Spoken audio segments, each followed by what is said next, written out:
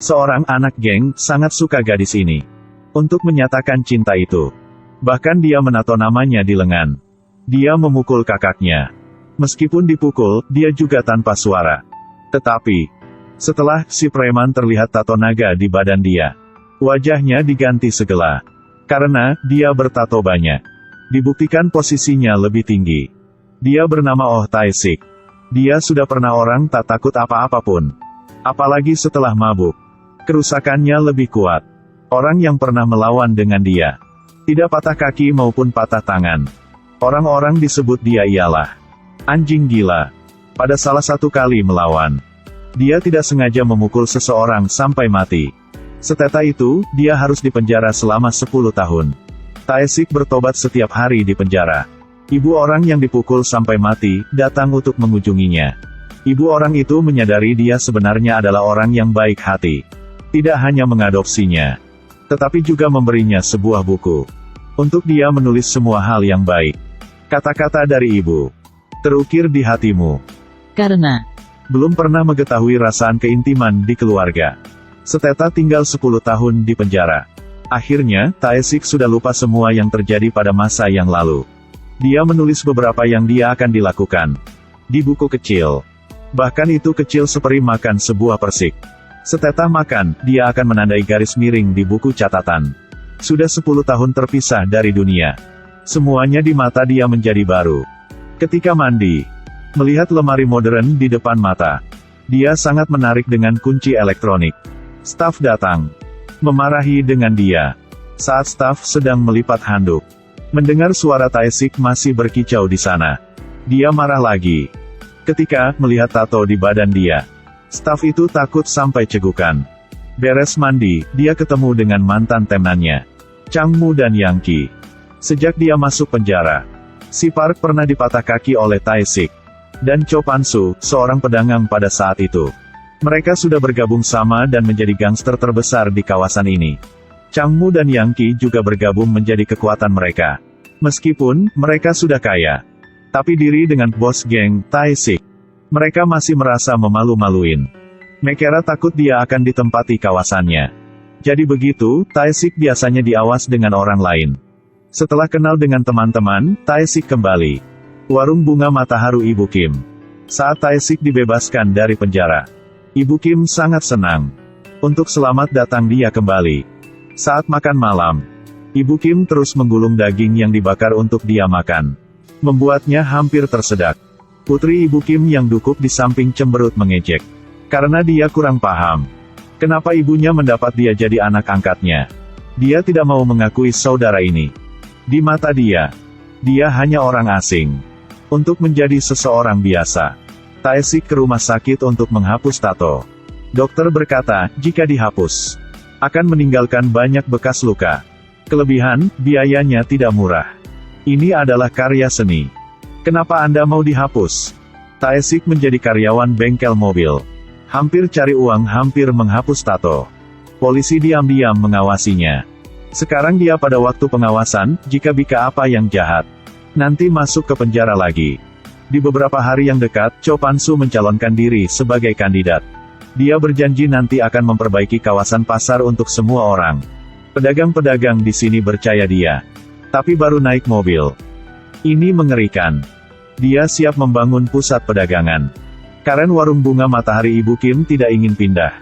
Jadi konstruksi masih stagnan dan tidak bisa dilanjutkan. Dia panggil Changmu Yangki datang untuk rapat. Siapa bisa menyingkirkan Ibu Kim pindah warungnya? Nanti beri klub terbesar di kawasan ini untuk mengelola. Changmu tahu Tae-sik dan Ibu Kim berhubungan dekat. Jadi diam dan tidak ide apa-apapun. Ketika Yangki dengar Cho Pan-soo berkata, matanya lep cerah. Dia dan bawahan datang ke warung bunga Matahari. Kelompok gangster mengemudi mobil sampai ke warung bunga Matahari. Masuk warung mulai memusahkan barangan di dalamnya. Tae-sik sedang makan, melihat ini, segera berdiri untuk menghentikan mereka. Saat ini, Yangki membuka tirai dan masuk. Kelihatan mantan bos berada di sini. Dia takut banget. Tae-sik melompat. Ambil kerahnya. Keluar. Ini warung ibu saya. Yangki berlari ke Changmu. Lalu dia sudah mengerti. Mengapa Changmu tidak bersaing dengannya saat itu? Dia sudah tahu Tae-sik tinggal di sana. Changmu mencurigai Tae-sik telah bergabung dengan gangster Seoul. Kalau Tae-sik mengelola kawasan itu, mereka pasti tak bisa hidup damai. Tapi Tae-sik tidak bikin seperti pirikan mereka. Dia secara bertahap terintegrasi ke dalam keluarga ini. Dia membelikan Ibu Kim sepatu yang baru. Setelah itu, dia memeluk ibu dengan hati. Sekaligus dia membelikan untuk putrinya satu MP4 berkamera. Dia juga mengajar adiknya pengetahuan matematika yang dia pelajari di penjara. Bertahap tahan. Jarak antara dua orang menjadi mendekati. Mereka ke piknik bersama-sama. Main foto bersama. Dia juga menyanyi untuk kakaknya. Tae-sik berada di sini membuatkan mereka lebih senang. Dan sekaligus, dirinya sudah cari tujuan untuk hidupnya. Setelah itu, dia menulis semua tujuan pada buku kecil. Ujian kelulusan SMA. Menghadiri universitas yang sama dengan putri Ibu Kim.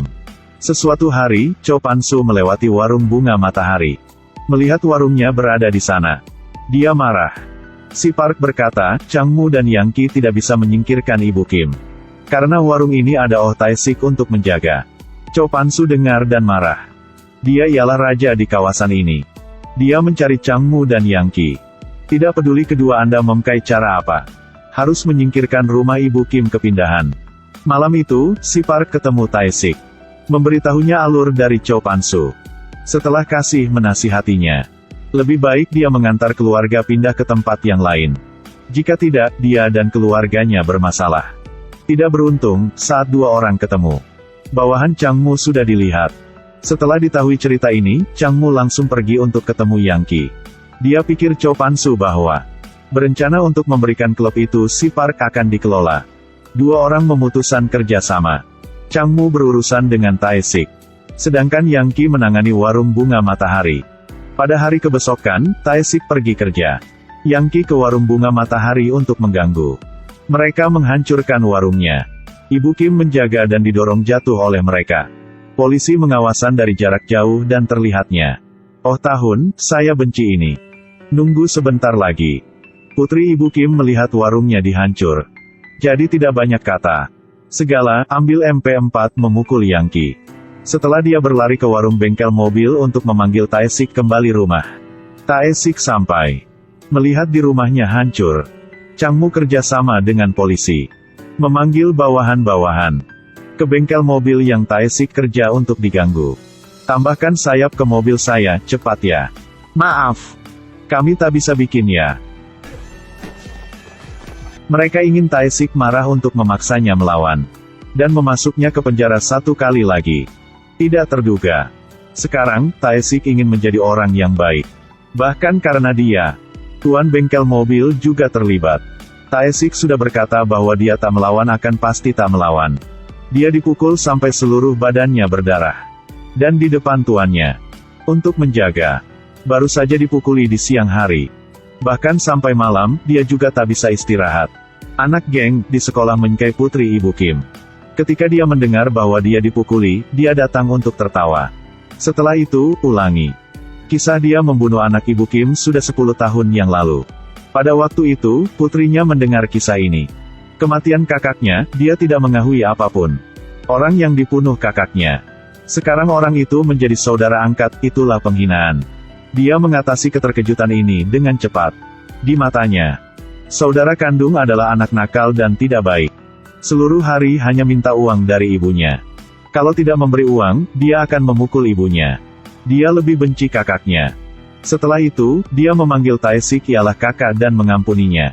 Keesokan harinya, Ibu Kim pergi ke Cho Pan-soo. Ibu menggunakan buku harian untuk mengintimidasinya.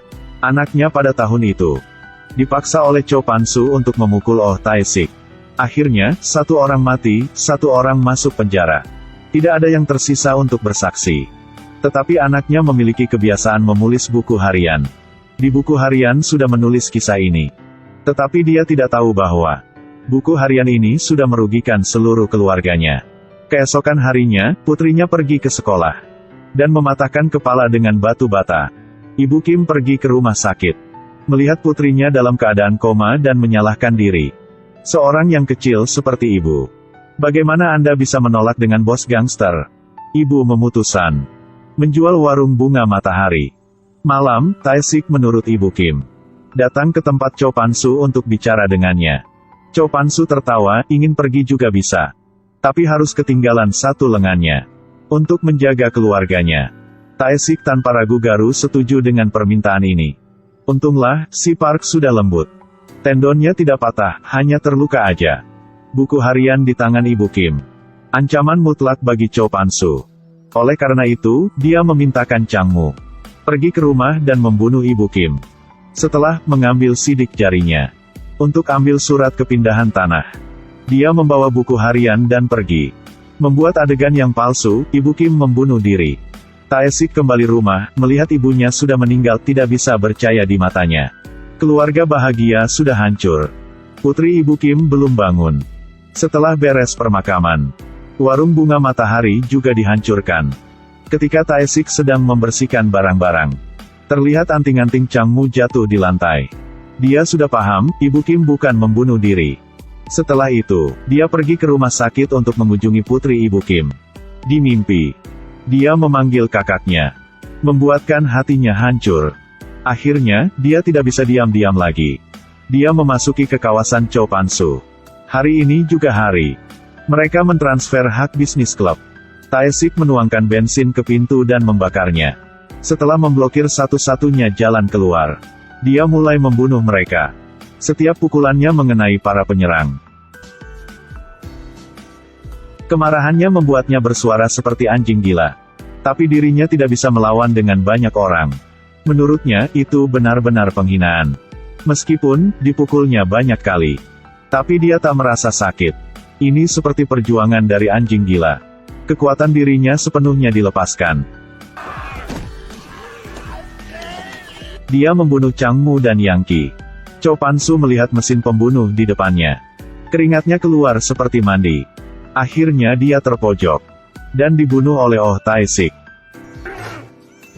Tae-sik diri antara laut api. Akhirnya, dia sudah membalas dendam untuk keluarga yang dicintainya. Orang-orang dikatakan bahwa memutar kepala adalah pantai. Tapi sebenarnya, sebagai seorang gangster, siapapun tak ingin jadi gitu. Nanti, putri Ibu Kim masuk universitas. Tetapi dibutuhnya selalu membawa buku kecil. Dia belajar dari Tae-sik. Menulis di buku apa yang dirinya ingin melakukan. Lelaki yang jahat sudah diganti. Satu hati ingin menghadap matahari, tapi mengapa begitu sulit? Buku harian ialah kehidupan. Adalah sisi jahat dari kepribadian manusia, dan juga orang-orang yang kesalahan. Ada semacam tragedi. Sebagai bunga matahari mekar pada malam. Ayo like dan share video itu ya. Nanti ketemu kalian pada video yang terus ya.